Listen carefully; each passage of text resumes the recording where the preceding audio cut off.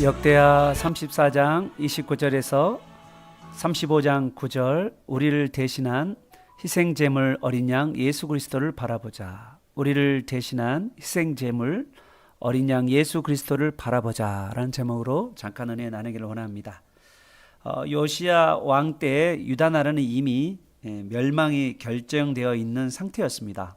마치 더 이상 손쓸 수 없는 말기 암 판정을 받는 상태와 같습니다. 그럼에도 불구하고 이때 요시야 왕은 무엇을 합니까? 첫 번째가 언약을 갱신하는 일이고, 두 번째는 다시 한번 대대적인 유월절을 지켰습니다. 여러분, 이게 소망이 없는 캄캄한 어둠 시대 가운데서 멸망이 확정되어 있는 그 가정 가운데서 그래도 그때 할 수 있는 일은 무엇인가라는 거죠. 그거를 오늘 우리에게도 도전을 주고 있는 것 같아요. 우리 앞날이 캄캄하고 우리가 우리 길이 안 보이는 그런 일들이 우리 어른들에게도 또 우리 청소년들에게도 그 인생 가운데 있을 수 있잖아요. 그럴 때 우리는 어떻게 그 과정 가운데서 그 험난한 삶을 살아가는 그 과정 가운데서 어떤 길들을 열어갈 것인가, 그런 길들을 헤쳐나갈 것인가에 대한 말씀이라고 할 수 있습니다. 요시야는 여선이자 훌다가 구약의 율법서 말씀대로 하나님의 말씀을 떠난 하나님 백성에게 저주가 있을 것이다 라고 하는 이 무시무시한 말씀을 듣고 요시야는 낙심할 수 있었어요. 그런데 이제 하나님이 정해놓은 저주가 이제 유다 나라 안에 임한다는 것은 알죠. 그래서 낙심할 수밖에 없는데 이 요시야는 낙심하지 않아요. 그리고 29절 30절을 보면 모든 장로들을 불러 모읍니다. 이 장로란 말은 각 지역에 흩어져 있던 장로들을 불러 모아서, 그리고 백성들을 불러 모아가지고 오늘날 이야기하면 국가적 비상상태를 선언하고, 그리고 구국 기도회를 시작한 거예요. 이제 하나님 앞에 나오는 그런 시간, 말씀을 듣고 기도하는 그런 시간들을 가지면서 언약을 체결하는 이거를 이제 시행하는 것이죠. 여기서 우리가 요시야의 그 문제에 대한 대책을 어떻게 진행하는가를 우리가 유념해 볼 필요가 있어요. 요시야는 왕이지만 자신의 생각이나 또 자신의 주장을 훈시하는 것이 아니라 30절을 보면 발견된 언약책을 읽어줌으로써 백성들로 하여금 하나님의 말씀을 직접적으로 듣도록 한 거예요. 이것이 얼마나 중요한지. 왜냐하면 오늘날도 성경 본문을 봉독해 놓고 성경을 빈자해서 자기의 주장을 강변하는 그런 류의 설교들이 많잖아요. 그런데 하나님의 말씀을 말씀으로 듣도록 한 거죠. 그래서 우리에게도 이 직접적으로 하나님의 말씀을 들을 수 있는 그 어려운 시기에 직접적으로 하나님의 말씀을 읽고 듣는 어성경으로 구약 신약 일독을 하는 것들, 그런 것들이 중요하죠. 중요하고 또 그것을 또 정확하게 하나님 말씀을 이 뜻이 무엇인지를 해석하고 적용하는 그러한 말씀을 통해서 우리의 삶 가운데 그냥 제자, 배우는 제자에서 머물지 않고 그 제자의 삶에서 더 나아가 도제, 진짜 순종하는, 실천하는, 행하는 그러한 삶으로 이어져 가도록 그 어려운 시기에 이 요시야는 이러한 방법을 고민했다는 거죠. 30절에 보면, 30절 하반절에 보면 읽어가지고 무리에게 귀에 듣게 한 후에 어떻게 하였습니까? 31절 왕이 자기 처소에 서서, 성전에 있는 자기 처소에 서서 하나님 앞에서 언약을 세우고 마음을 다하고 성품을 다하여 여호와를 순종하고 그의 계명과 법도와 율례를 지켜 이체에 기록한 언약의 말씀을 이루리라 라고 말씀하고 있는 거죠. 요시야 왕은 지금 하나님 앞에 다시 언약을 체결하고 있는 모습을 보게 되는 거죠. 여러분, 우리는 언약을 하나님과 하신 약속 있잖아요. 그 약속이 살다 보면 변질되고 망각되기가 너무 쉽잖아요. 그런데 이 언약을, 하나님과 맺은 그 언약을 우리가 신실하게 지켜간다는 것 너무나도 중요합니다. 사실 성경의 역사를 여러분 쭉 돌아보면, 구약의 모든 성경의 역사를 쭉 돌아보면 그 역사들은요, 언약을 훼손하고 또 다시 언약을 갱신하는 그런 구조가 계속해서 나옵니다. 여러분, 창세기에서부터 여러분 또 여호수아 같은 게 여러분 기억나시잖아요. 언약을 세겜에서 체결하는 그런 구조도 계속 나오잖아요. 그리고 왕의 역사 가운데 계속해서 언약을 체결하는 그 모습들이 나오고, 하나님과 하나님의 백성이 언약을 체결하기도 하고, 또 백성들이 하나님 앞에 언약을 체결하는 그런 일도 있고, 이런 구조들이 계속 있으면서 훼손된 것을 다시 갱신하는 그 일들이 이루어져 왔죠. 그리고 신약에 오면 마지막에 예수님께서 십자가에 못 박혀 죽기 전 유월절 마지막 식사날, 그리고 또 최초의 성만찬 그때에 예수님의 피로 새 언약을 체결했다. 그 이야기 기억나시나요? 그래서 하나님과 제자들 사이에, 그리고 예수 그리스도 안에 있는 그 제자들 사이에 언약이 체결되는데, 그 언약의 보증자가 누구냐면 예수 그리스도의 피다. 이렇게 말씀하시면서 언약이 이제는 영불변, 한번 언약으로 이제 예수 그리스도 안에서 한 번의 언약으로, 그리고 이 언약으로 영원 불변한 이 언약을 체결하는, 그걸 통하여서 우리에게 새로운 길을 열어주시는 그 장면이 바로 예수 그리스도를 통하여서 새 언약이 됐죠. 그러면서 이 새 언약을 체결하는 우리에게 마음이 부드러워지고, 또 그리고 우리의 마음이 고기처럼 부들부들하고, 그리고 그 말씀 앞에 겸손히 반응한 자가 되었다라는 거죠. 그러나 구약은 아직 그런 이제 또 체결하고 또 훼손하고 체결하고 훼손하고 이 과정이 계속 구약에는 반복되어 가고 있는 거고요. 예수 그리스도를 통해서 영원한 언약이 체결됐다라고 이렇게 말씀드릴 수가 있습니다. 32절에 보면 예루살렘과 베냐민에 있는 자들로 다 참여하게 하면서 예루살렘 국민이 다 하나님 열조 하나님과 언약을 체결했다. 이 열조의 하나님이 바로 뭐였죠? 메시아의 언약을 체결하신 하나님이잖아요. 제가 늘 이야기했잖아요. 이 메시아가 누구예요? 예수 그리스도. 예수 그리스도를 통한 구원, 그것을 이 사람들이 계속 믿게 만드는 거죠. 그래서 구약의 사람들은 구원을 어떻게 받냐면 이 장차 오실 메시아를 바라보면서 구원을 얻는 거고, 우리는 오신 메시아를 믿으며 구원을 얻는다는 거예요. 그리고 앞으로 장차 오실, 재림에 오실 그 메시아를 우리가 기다리고 있는 것이다 라는 사실을 여러분 꼭 기억하시길 바랍니다. 저는 이 30절에서 32절 안에 이 언약이라는 단어가 무려 4번이나 나오는 걸 발견했어요. 30절에 보면 발견된 언약책이 나오고요. 그리고 31절에 보면 하나님 앞에서 언약을 세우되, 또 이 책에 기록된 언약의 말씀을 이루라라고 말하고 있고, 32절은 그 열조의 하나님 언약을 따르니라라고 말하고 있는 것을 봐요.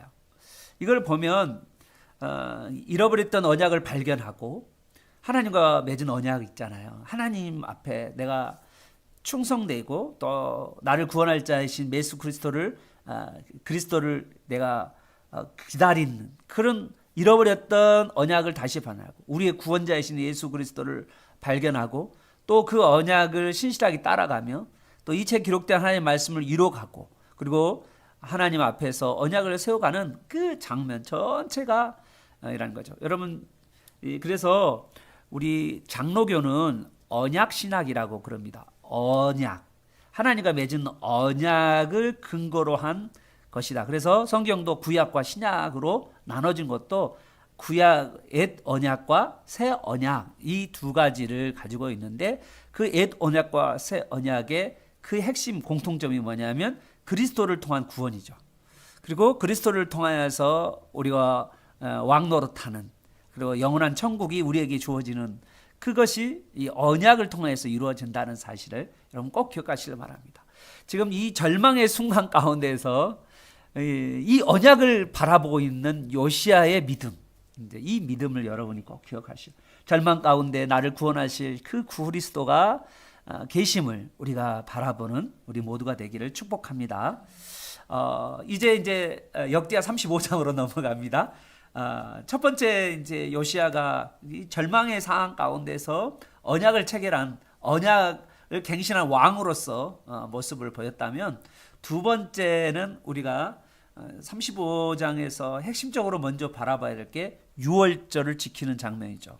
이 유월절을 지키면서 이 언약을 체결하고 또 유월절을 지키는 가운데 신앙의 개혁을 이루어가고 있는 것을 보게 됩니다.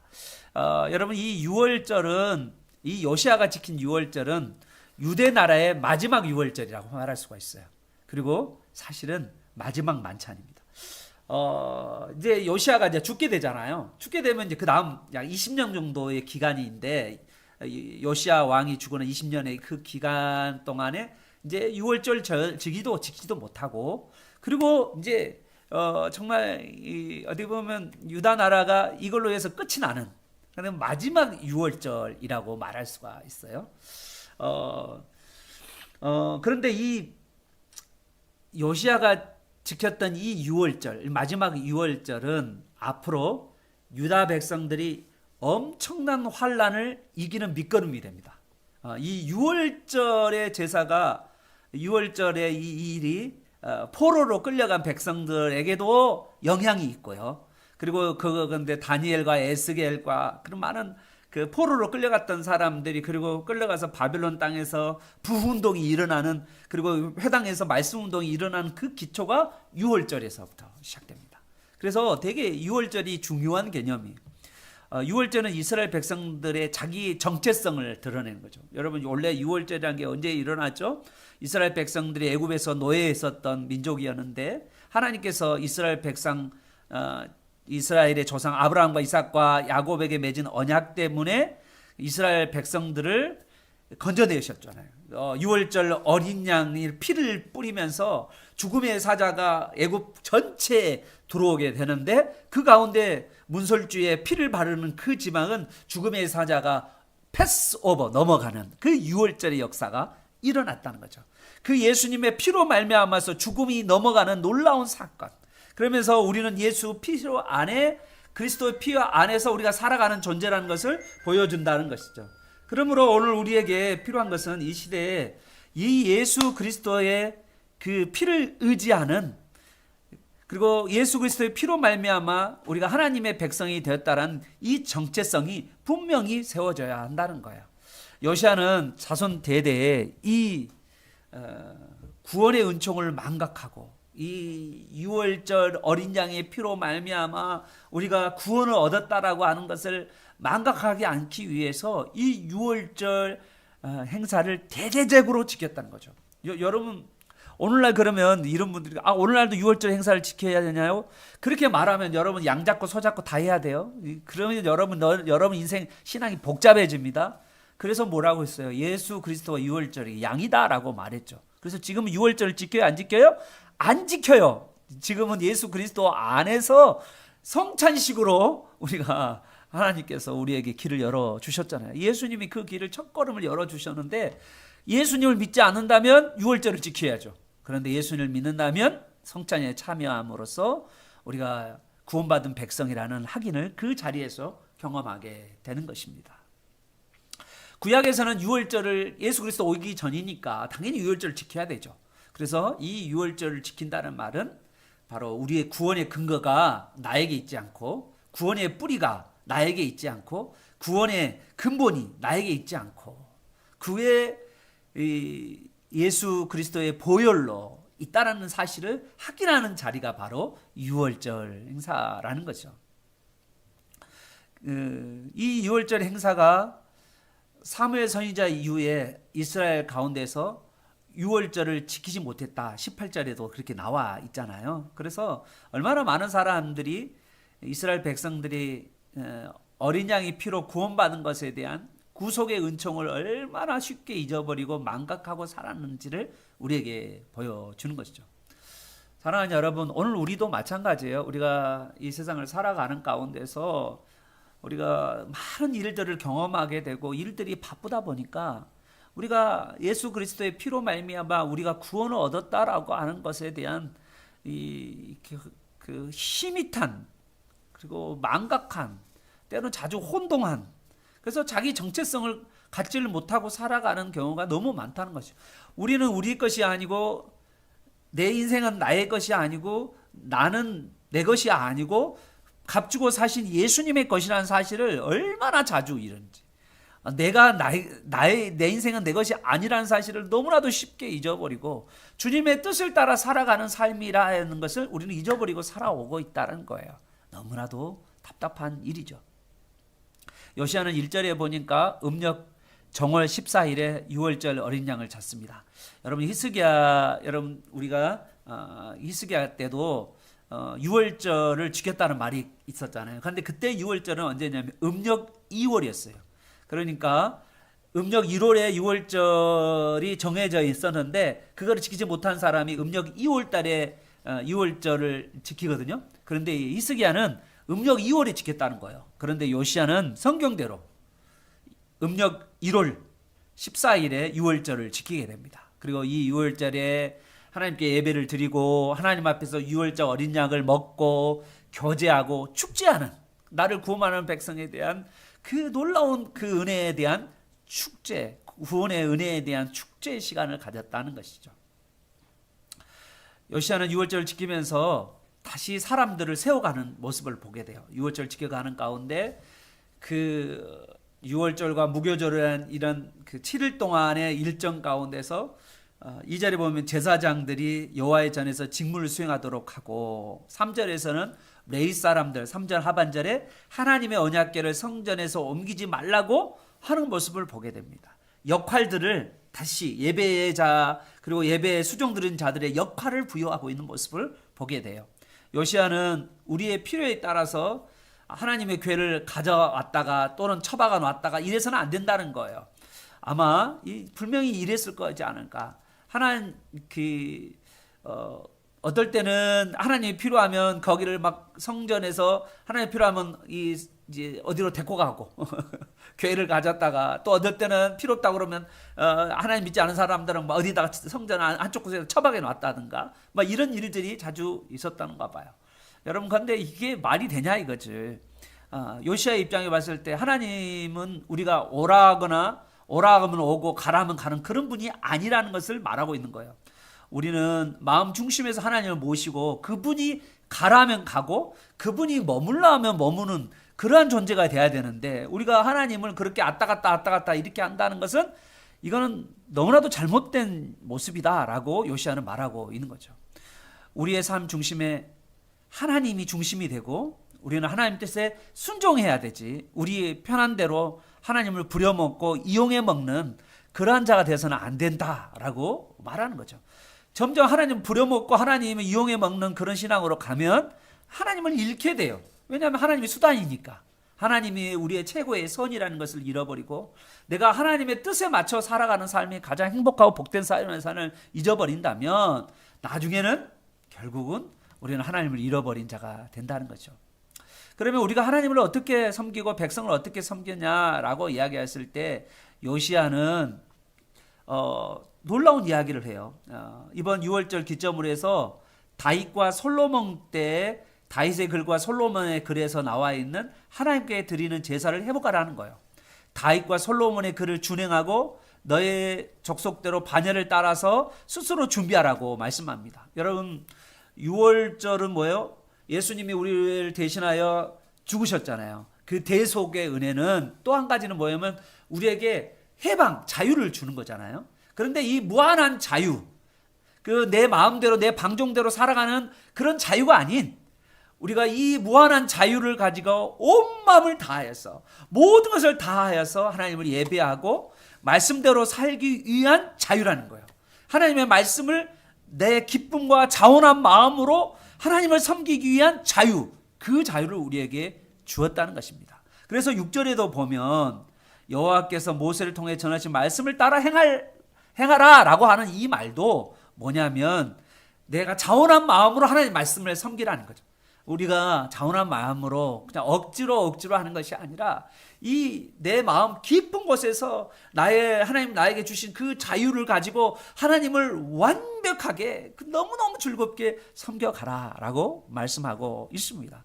그래서 첫 번째 요시야가 했던 그 자원한 마음으로 하나님을 섬기는 그 예배자의 모습을 보여주는데, 바로 요시야가 7절에 보면 백성들을 위하여 많은 양과 염소와 숫소를 바칩니다. 참 요시야는 하나님의 자기에 주신 구원의 은혜에 너무 감사하였고, 또한 그 감사한 일들을 감당하기 위해서 6월절에 제사장과 레위인들 역할들을 세우고, 그리고 뿐만 아니라 이 하나님을 하나님답게 섬기기 위해서 법궤를 움직이지 말라고 말하면서, 그러면서 이 하나님이 주시는 법대로 하나님의 말씀대로 하나님을 섬겨야 된다라고 요시야는 지금 말씀하고 있는 거죠. 그러면서 요시야는 하나님을 섬기는 모습이 어떤 모습인가를 백성들에게 직접 보여주는 7절, 백성들을 위하여 많은 양과 염소와 숫소를 바쳤다는 거예요. 여러분, 6월절에 있어서 6월절 식사는 각자 자기 식구대로 어린 양을 잡는 거예요. 그러잖아요. 각자가, 백성들이 자기가 자기 식구대로 어린 양을 잡는 거예요. 이 식구에 우리가 먹을 수 있는 양을 잡는 거잖아요. 그러니까 이 6월절은 백성들이 준비하는 거잖아요. 그래서 이 백성들이 가지고 나와서 하나님께 번제로 드리기도 하고 또 먹기도 하고 이제 이 일들을 하게 되는 거잖아요. 그런데 이번에 6월절에 요시야가 어떻게 합니까? 어린 양과 염소 3만 마리와 숫소 3천 마리를 하나님께 바칩니다. 그러니까 백성의 지도자인 방백들도 많은 양과 숫소를 바치고, 또 레인 두목들도 그렇게 하나님 앞에 바치는 것이죠. 그러면서 정말 하나님의 말씀을 깨닫고 온 마음을 다해서 하나님을 예배하는, 그것이 바로 가장 큰 행복이잖아요. 온 백성이 하나가 되어서 하나님 앞에 자기 자신을 바치는 이 시간, 이건 어느 누구도 빼앗을 수 없는 가장 영광스럽고 행복한 시간이었다는 거죠. 얼마나 풍족했는지 모른다는 거죠. 유다 나라의 마지막 6월절이 너무나도 성대하게 치러지는 것입니다. 그러면서 이 나라가 멸망할 것을 분명히 알지만, 그러나 6월절 어린 양이신 예수 그리스도의 구원을 바라보는 6월절을 지키는 그 모습이 너무나도 아름답다는 거죠.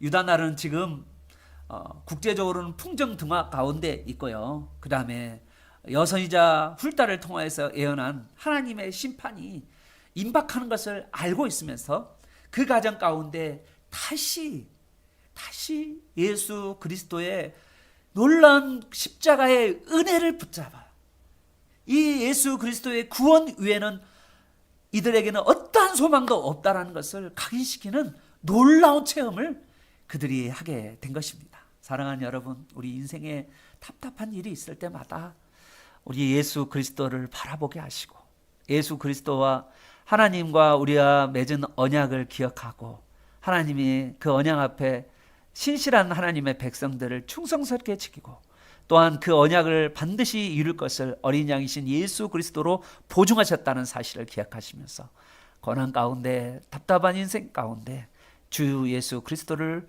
찾는 저와 여러분 되시기를 예수 그리스도 이름으로 축원합니다.